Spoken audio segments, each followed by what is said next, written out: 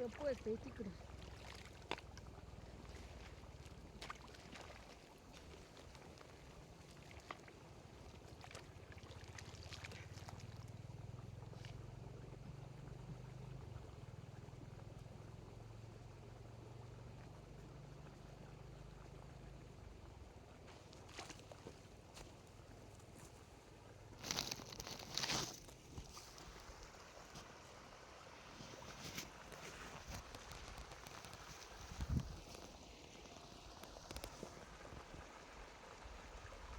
कसं आहे पाणी, असं पाणी धरावं लागते कॅनलचं पाणी आल्यावर.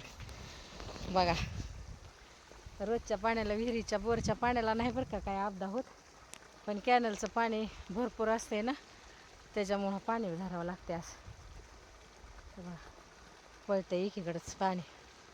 तर चला, दार मोडायचे ते अजून.